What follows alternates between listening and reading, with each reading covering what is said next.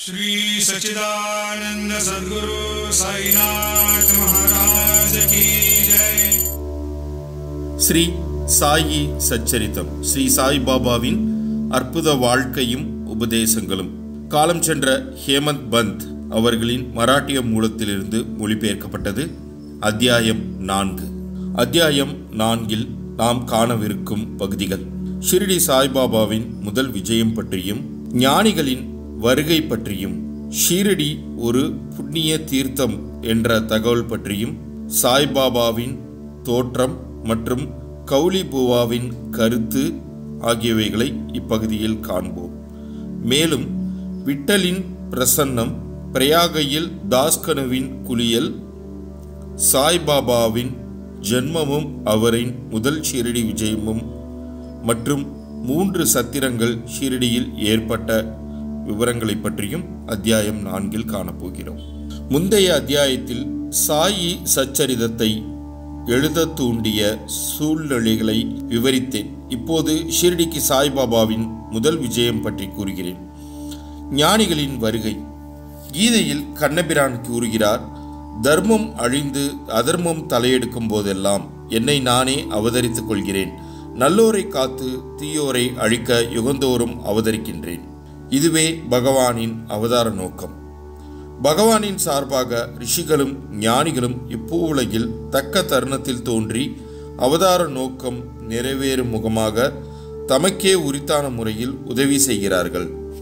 உதாரணமாக, பிராமணர்கள், சத்திரியர்கள், வைசியர்கள் தங்கள் கடமைகளை புறக்கணிக்கும் போதும், ஆத்ம ஞான போதகர்கள் மதிக்கப்படாமல் அவமதிக்கப்படும் போதும், தன்னை ஒருவனுக்கும் அடிபணியாது மெத்த படித்தவன் என்று இருமாப்பில் எண்ணும் போதும், போதை தரும் குடிப்பொருளை ஜனங்கள் உட்கொள்ளும் போதும், மதம் என்னும் போர்வையில் மக்கள் தகாத காரியங்களை செய்யும் போதும், பல்வேறு இனத்து மக்கள் தங்களுக்குள் சண்டையிட்டு கொள்ளும் போதும், மறையவர் சந்தியாவந்தனம் மற்றும் தங்கள் மத பழக்க வழக்கங்களை செய்ய தவறும் போதும், யோகிகள் தியானத்தை புறக்கணிக்கும் போதும், தங்களது குடும்பமே, மனைவி மற்றும் மக்கட்செல்வமே தங்களுக்கு முக்கியம் என்று கருத தலைப்பட்டு முக்தி என்னும் உண்மை நெறியில் இருந்து மக்கள் வழி தவறி போகும்போதும் ஞானிகள் தோன்றவே செய்கிறார்கள்.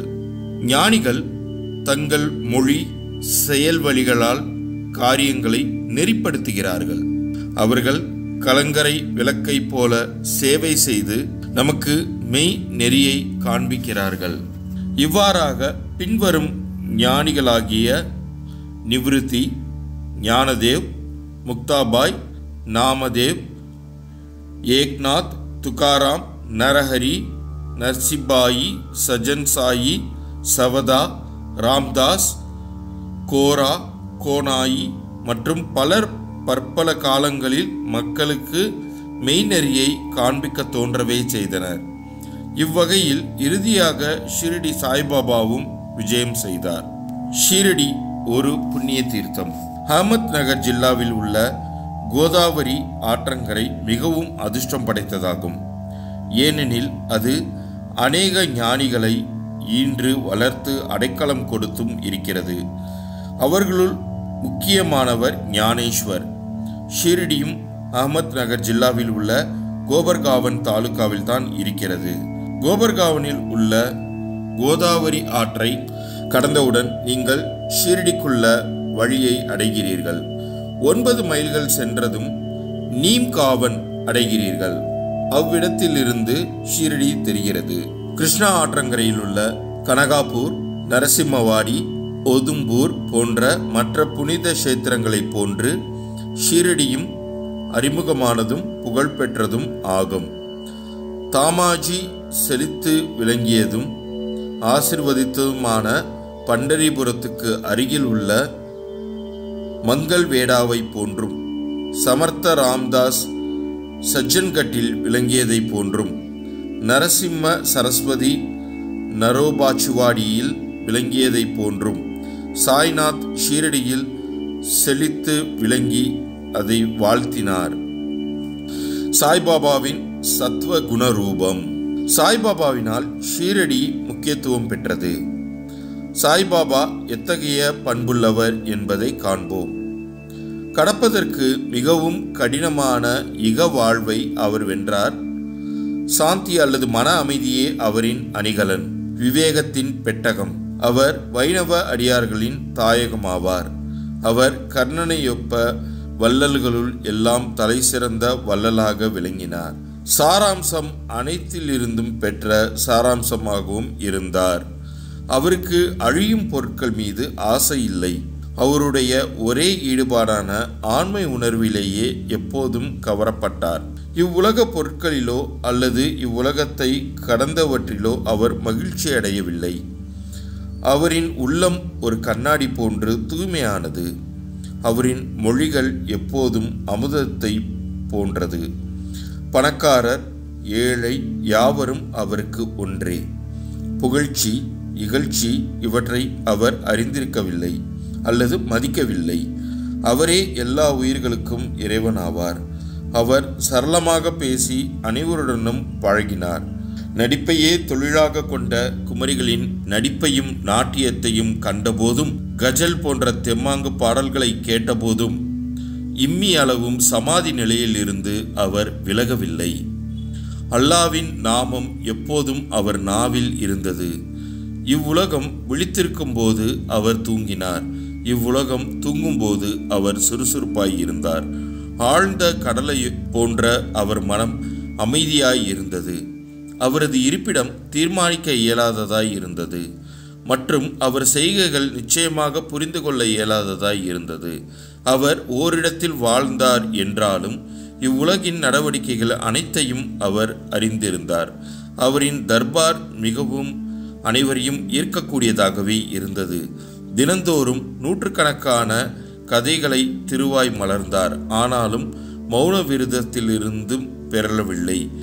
மசூதியில் உள்ள சுவரின் மீது எப்போதும் சாய்ந்து கொண்டிருந்தார் அல்லது காலை மதியம் மாலை இவ்வேளைகளில் பூந்தோட்டம் சயன அறை ஆகியவற்றை நோக்கி நடந்து கொண்டிருந்தார். இந்த பூந்தோட்டமே ஷீரடியில் லெண்டி என்று அழைக்கப்படுகிறது.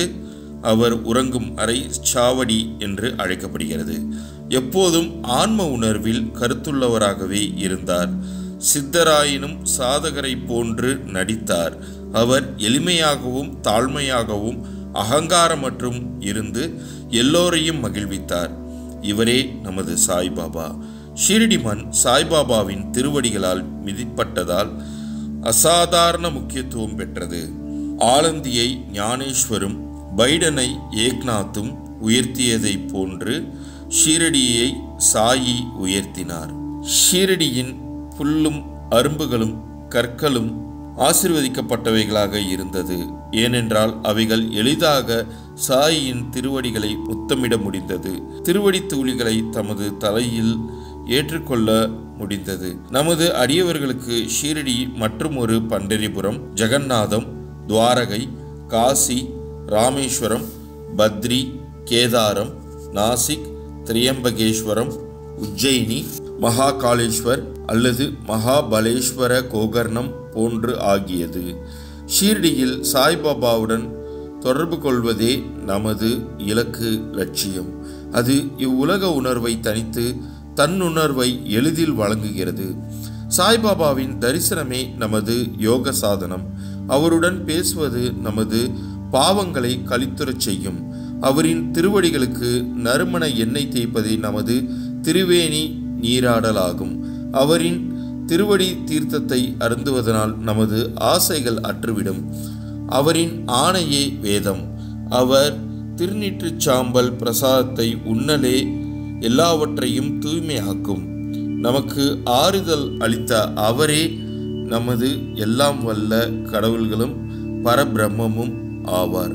அவர் தாமே மாறுபட்ட இருவினைகளுக்கும் அப்பாற்பட்டவராய் தாழ்த்தப்படாமலும் உயர்த்தப்படாமலும் இருந்தார். எப்போதும் ஆன்மாவில் சத்து சித்து ஆனந்தமாக கவரப்பட்டார். அவரின் இருப்பிடம் ஷீரடியானாலும் அவரின் செயல் இலக்குகள் பரந்து பஞ்சாப், கல்கத்தா, வட இந்தியா, குஜராத், தக்காணம், கன்னடம் மற்றும் எல்லா இடங்களுக்கும் விரிவடைந்திருந்தது.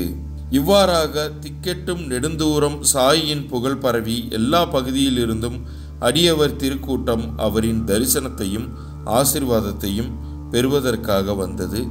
அவருடைய தரிசனம் ஒன்றினாலேயே மக்களின் மனம் சுத்தமாக இருப்பினும் இல்லாவிட்டாலும் கணத்தில் அமைதி அடையும். இதை நாம் கண்கூடாக காணலாம்.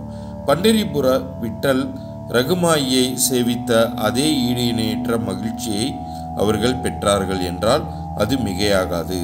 இது போன்ற ஓர் அடியவர் சொல்வதை கேளுங்கள். கௌலிபுவா எனும் அடியவரின் பிரகடனம். ஏறக்குறைய 95 வயதுடைய கௌலிபுவா என்னும் ஒரு பக்தர் பண்டரிபுரத்துக்கு வருடந்தோறும் சென்று வந்தார். அவர் பண்டரிபுரத்தில் 8 மாதங்கள் தங்கினார். கங்கை கரையில் ஆடி மாதத்திலிருந்து கார்த்திகை வரை 4 மாதங்கள் தங்கினார். மூட்டைகளை சுமப்பதற்காக ஒரு கழுதையை தன்னுடனும் ஒரு சீடனை துணைவனாகவும் வைத்திருந்தார். ஒவ்வொரு ஆண்டும் தனது பண்டரிபுர விஜயத்தை செய்துவிட்டு ஷீரடிக்கு தான் மிகவும் அன்பு செலுத்திய சாய்பாபாவை பார்க்க வருவார். அவர் பாபாவை உற்று நோக்கி இவ்வாறாக கூறுவது வழக்கம்: இவரே ஏழைகளிடத்தும் தீனர்களிடத்தும் கருணை காட்டும் கடவுளான பண்டரிநாத விட்டலின் அவதாரமாவார். கௌலிபுவா விட்டலின் முதிய அடியவர். பண்டரிக்கு அநேக முறை விஜயம் செய்தவர். சாய்பாபா பண்டரிநாதரே என்பதை மக்களுக்கு அவர் பிரகடனப்படுத்தி கொண்டே இருந்தார். விட்டல் தாமே தோன்றினார். இறைவனின் நாமத்தை நினைத்து கொண்டிருத்தலிலும் பாடுதலிலும் சாய்பாபா மிகவும் விருப்பமுள்ளவர். அவர் எப்போதும் அல்லாஹ் மாலிக், இறைவனே எஜமானன் என்றார். தமது முன்னிலையில் மற்றவர்களை கடவுளது நாமத்தை இரவும் பகலும் தொடர்ந்து 7 நாட்கள் பாடும்படி செய்தார். இதற்கு நாம சப்தாகம் என்று பெயர். ஒருமுறை அவர் தாஸ்கனு மகாராஜை நாம சப்தாகம் செய்யும்படி சொன்னார். 7வது நாளில் முடிவில் விட்டல் பிரசன்னமாவதற்கு உறுதி அளித்ததால் தான் அதை செய்வதாக அவர் கூறினார். அதற்கு பாபா தமது நெஞ்சின் மேல் கை வைத்து நிச்சயம் விட்டல் பிரசன்னமாவார் என்று உறுதி அளித்து, ஆனால் அந்த பக்தன் ஊக்கமடைந்தவனாகவும் பக்தி அடையனாகவும் இருக்க வேண்டும் என்று கூறினார். தாகுர்நாத்தின் தங்கபுரி, விட்டலின் பண்டரி, கிருஷ்ணனின் துவாரகை எல்லாம் ஷீரடியில் இருக்கின்றன. துவாரகையை பார்க்க எவரும் வெகு தூரம் செல்ல வேண்டியதில்லை. இவ்வாறாக அன்பாலும் பக்தியாலும் பக்தன் பொங்கிக் கொண்டிருக்கும் போதுதான் விட்டல் தாமே ஷீரடியில் பிரசன்னமாவார். சப்தாகம் பூர்த்தியானதும் விட்டல் கீழ்கண்ட விதமாக பிரசன்னமாகவே செய்தார். காகா சாஹிப் தீக்ஷித் தியானத்தில் அமர்ந்திருந்த போது அவர் ஒரு காட்சியில் விட்டலை கண்டார். மத்தியானம் பாபாவின் தரிசனத்துக்காக சென்றபோது பாபா சந்தேகம் நீக்கி அவரை நோக்கி, விட்டல் பாட்டில் வந்தாரா? நீர் அவரை கண்டீரா? அவர் விளையாட்டு பிள்ளை போன்றவர். அவரை உறுதியாக பற்றி கொள்ளும். இல்லாவிடில் நீர் சிறிதே கவனக்குறைவாக இருந்தாலும் தப்பித்து விடுவார் என்று கூறினார். இது காலையில் நிகழ்ந்தது. மதியம் மற்றொரு விட்டல் தரிசனம் நிகழ்ந்தது. வெளியிலிருந்து ஒரு வீதியில் பொருட்களை விற்பவர் 25 அல்லது 30 விட்டோபா படங்களை விற்று கொண்டு வந்தான். அப்படம் காகா சாஹிப்பின் காட்சியில் தோன்றிய உருவத்துடன் ஒத்திருந்தது. இதை கண்டும் பாபாவின் மொழிகளை நினைவு கூர்ந்தும் காகா சாஹிப் தீக்ஷித் ஆச்சரியப்பட்டு மகிழ்ச்சியுற்றார். ஒரு படத்தை வாங்கி தனது பூஜை அறையில் வழிபாட்டுக்காக வைத்தார். பகவந்த்ராவ் ஷீர்ஷாகரின் கதை. பகவந்த்ராவ் ஷீர்ஷாகரின் கதை பாபா விட்டல் வழிபாட்டில் எவ்வளவு ஆர்வமுள்ளவராக இருந்தார் என்பதை எடுத்து காட்டுகிறது. பகவந்த்ராவின் தந்தையார் விட்டோபாவின் பக்தர். பண்டரிபுரத்துக்கு வருடாந்திர பயணம் செய்யும் பழக்கமுடையவர். தமது வீட்டிலும் விட்டோபாவின் உருவம் வைத்து அவர் வழிபட்டார். அவர் இறந்த பின் அவரது மகன் வருடாந்திர பயணம், வழிபாடு, சிராத்தம் முதலியவை அனைத்தையும் நிறுத்திவிட்டார். பகவந்த்ராவ் ஷீரடிக்கு வந்தபோது பாபா அவரது தந்தையை நினைவு கூர்ந்து கூறியதாவது: அவரது தந்தை எனது சிநேகிதன், எனவே நான் அவரை இங்கு இழுத்தேன் என்றார் பாபா. அவர் நைவேத்தியம் படைக்காது விட்டலையும் என்னையும் பட்டினி போட்டார். எனவே அவரை நான் இங்கு கொண்டு வந்தேன். அவருடன் வாதாடி வழிபட வைப்பேன் என்று கூறினார் சாய்பாபா. தாஸ்கனுவின் பிரயாகை குளியல். கங்கையும் யமுனையும் சந்திக்கும் இடத்தில் உள்ள பிரயாகை என்னும் புண்ணிய நதியில் ஸ்நானம் செய்வது மிகவும் பாக்கியமானது. ஆயிரக்கணக்கான யாத்ரிகள் குறிப்பிட்ட காலங்களில் புண்ணிய ஸ்தானத்திற்காக அவ்விடம் செல்கிறார்கள். ஒருமுறை தாஸ்கனு தான் ஸ்நானம் செய்வதற்காக பிரயாகை போக வேண்டும் என்று நினைத்தார். பாபாவிடம் அப்படியே செய்வதற்கு அனுமதி வேண்டியிருந்தார். பாபா அவருக்கு சொல்லிய பதில், அவ்வளவு தூரம் போக வேண்டிய அவசியமில்லை. நமது பிரயாகை இங்கேயே இருக்கிறது. என்னை நம்பு என்றார். ஆச்சரியத்திலும் ஆச்சரியம் ஒன்று நிகழ்ந்தது. தாஸ்கனு தனது தலையை பாபாவின் காலடிகளில் வைத்ததும் கங்கை யமுனை ஆறுகளின் புனித நீர் பாபாவின் 2 கால் கட்டை விரல்களில் இருந்து சீராக வெளிப்பட்டது. இந்த ஆச்சரியத்தை கண்ட தாஸ்கனு அன்பாழ்ந்த மரியாதை உணர்ச்சியால் பெரிதும் கவரப்பட்டார். அவர் கண்களில் நீர் நிறைந்தன. அவர் மனதிற்குள் உணர்ச்சியால் உந்தப்பட்டார். அவருடைய பேச்சு பாபாவின் புகழையும் அவரின் லீலைகளையும் குறிப்பிடும் கவிதையாக பொங்கி வெளிப்பட்டது. சாய்பாபாவின் ஜென்மமும் அவரின் முதல் ஷீரடி விஜயமும். சாய்பாபாவின் பெற்றோர் பிறந்த இடம் இவற்றை பற்றி ஒருவருக்கும் தெரியாது. பலமுறை விசாரிக்கப்பட்டும் பாபாவிடமும் மற்றவர்களிடம் பல கேள்விகள் கேட்கப்பட்டும் எந்த பதிலோ திருப்தி அளிக்கும் செய்திகளோ இதுவரை கிடைக்கவில்லை. வழக்கத்தில் இவைகளை பற்றி நமக்கு ஒன்றும் தெரியாது. சாதாரண மனிதர்களைப் போல நாமதேவர், கபீர் போன்றோர் பிறக்கவில்லை. அவர்கள் சிசுக்களாக முத்துக்களின் தாயான ஆற்றில் காணப்பட்டார்கள். நாம்தேவ் அவர்கள் கோனாயியால் பிம்ராதி ஆற்றில் கண்டெடுக்கப்பட்டார். கபீர் தமால் என்பவரால் பாகீரதி ஆற்றிலும் கண்டெடுக்கப்பட்டார்கள். சாய்பாபாவின் விஷயமும் அதை போன்றதே ஆகும். பக்தர்களுக்காக ஒரு வேப்ப மரத்தடியில் 16 வயது இளைஞனாக தாமே முதலில் தோன்றினார். அப்போதே பிரம்ம ஞானத்தால் நிரம்பியவராக காணப்பட்டார். கனவிலும் இவ்வுலக பொருட்களின் மீது அவருக்கு ஆசை இல்லை. மாயையை அவர் உதைத்து தள்ளினார்.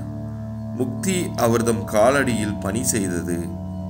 ஷிரடியைச் சேர்ந்தவரும் நானா சோப்தாரின் தாயாருமாகிய ஒரு பாட்டி அவரை கீழ்கண்ட விதமாக வர்ணிக்கிறார்.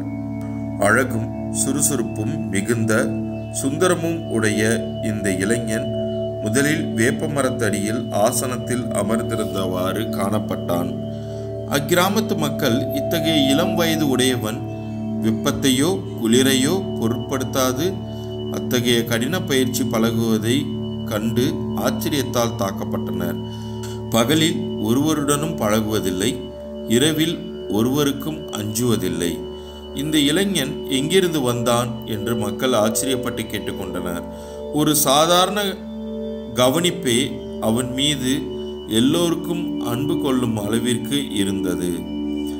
அவனுடைய உருவ அம்சங்கள் எல்லாம் அத்தகைய சுந்தரம் பொருந்தியதாக இருந்தது. அவன் ஒருவர் வீட்டிற்கும் செல்வது இல்லை. எப்போதும் வேப்ப மரத்திலேயே உட்கார்ந்திருந்தான். வெளித்தோற்றத்திற்கு இளைஞனாக காணப்பட்டான் என்றாலும் அவன் செய்கைகள் உண்மையிலேயே அவன் ஒரு பரமாத்மா என்பதை வெளிப்படுத்தின. அவன் வேண்டுதல் வேண்டாமையின் பருப்பொருளாகவும் அனைவருக்கும் ஓர் மர்மமாகவும் இருந்தான். ஒரு நாள் கண்டோபா கோவிலில் ஒரு அடியவனுக்கு சாமி வந்தது. ஜனங்கள் அவரிடம், கண்டோபா தெய்வமே, இவ்விளைஞனின் தந்தை யார்? அவன் எப்போது வந்தான் என்பதை நீர் தயவு செய்து எங்களுக்கு சொல்லும் என்று கேட்க துவங்கினர். கண்டோபா அவர்களை ஒரு மண்வெட்டி கொண்டு வரச் சொல்லி ஒரு குறிப்பிட்ட இடத்தை தோண்டச் சொன்னார். அங்கனமே தோண்டப்பட்ட போது செங்கற்கள் காணப்பட்டன. அதற்கடையில் சமதளத்தில் ஓர் கல் ஒன்று இருந்தது. இந்த கல் அப்புறப்படுத்தப்பட்டதும் ஒரு நிலைக்கதவு தெரிந்தது. அதில் 5 முக விளக்குகள் எரிந்து கொண்டிருந்தன. அது ஒரு நிலவரைக்கு அழைத்துச் சென்றது. அதில் ஜப மாலைகள், அவற்றை வைத்து ஜபம் செய்யும் பைகள், மரப்பலகைகள் முதலியவை காணப்பட்டன.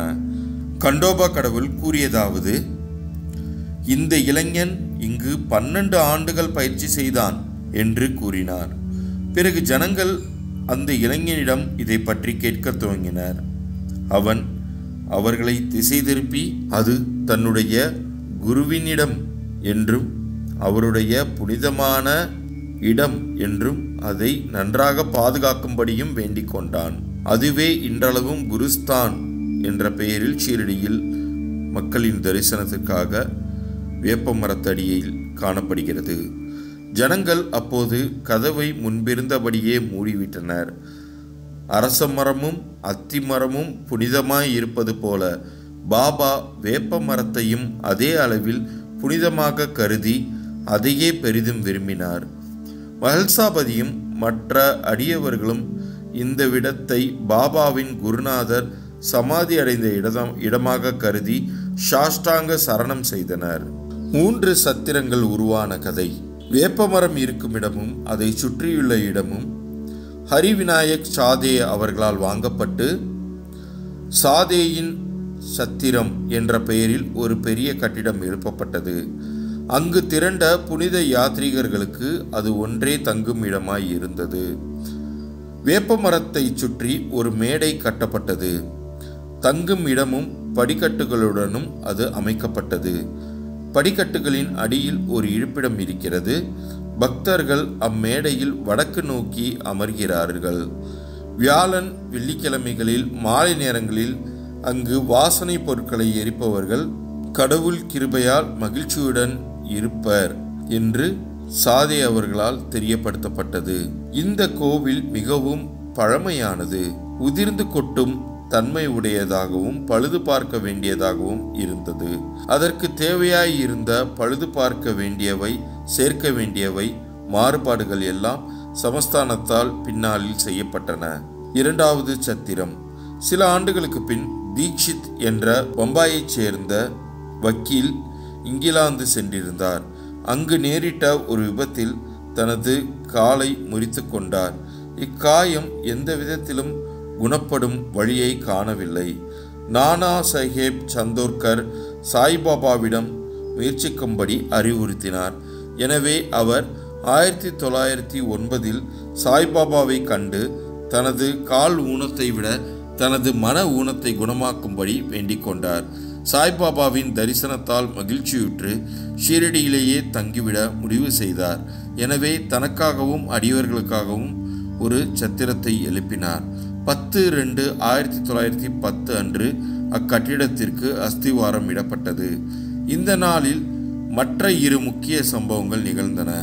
தாதா சாஹேப் கபர்டே தனது வீடு திரும்புவதற்கு அனுமதி அளிக்கப்பட்டார் சாய்பாபாவால்.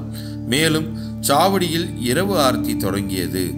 இந்த சத்திரம் கட்டி முடிக்கப்பட்டு 1911 ராமநவமி தினத்தில் உரிய மரியாதைகளுடனும் சம்பிரதாயங்களுடனும் பிரவேசம் செய்யப்பட்டது. 3வது சத்திரம். நாக்பூரைச் சேர்ந்த புகழ்பெற்ற லட்சாதிபதியான பூட்டி அவர்களால் மற்றொரு சத்திரம் அல்லது அரண்மனை மாளிகையும் எழுப்பப்பட்டது. ஏராளமாக பணம் இக்கட்டிடத்திற்கு செலவிடப்பட்டது. ஏனெனில் சாய்பாபாவின் உடல் இந்த இடத்தில்தான் அடக்கம் செய்யப்பட்டு இருக்கிறது. இது தற்போது சமாதி மந்திர் என்று வழங்கப்பட்டு வருகிறது. இவ்விடத்தில் பாபா தண்ணீர் விட்டு கவனித்து வந்த ஓர் பூந்தோட்டம் இருந்தது. முன்னர் ஒன்றுமே இல்லாத இடத்தில் 3 சத்திரங்கள் எழும்பின. இவை எல்லாவற்றிலும் ஆரம்ப காலத்தில் அனைவருக்கும் சாதேவின் சத்திரமே நிரம்ப பயன்பட்டது. அடுத்த அத்தியாயத்தில் வாமன் தாத்யாவின் உதவியுடன் சாய்பாபா கவனித்த தோட்டத்தின் கதை பற்றி காண்போம். சாய்பாபா ஷீரடியில் தற்காலிகமாக இல்லாதிருந்த சாத் பாட்டிலின் கல்யாண ஊர்வலத்துடன் மீண்டும் வருகை தந்த விவரத்தை பற்றி பார்ப்போம். தேவிதாஸ், ஜானகிதாஸ், கங்காகீர் இவர்களின் பழக்கம், மொஹிதீன் தபோலியுடன் பாபாவின் மல்யுத்த போட்டி ஆகியவற்ற கதைகளை பற்றி பார்ப்போம். மசூதியில் இருப்பிடம், டேங்க்லே மற்றும் அடியவர்களின் அன்பு மற்ற பிற விஷயங்களை அடுத்த அத்தியாயத்தில் விரிவாக பார்ப்போம். ஸ்ரீ சாயியை பணிக. அனைவருக்கும் சாந்தி நிலவட்டும். இது ஷீரடி சாய்பாபாவின் வாக்கு. என்னிடம் வருபவன் கடலுடன் ஆறு கலப்பது போல என்னுடன் செல்கிறான். நான் அவனை நிச்சயம் காப்பேன். ஓம் சாய்ராம்.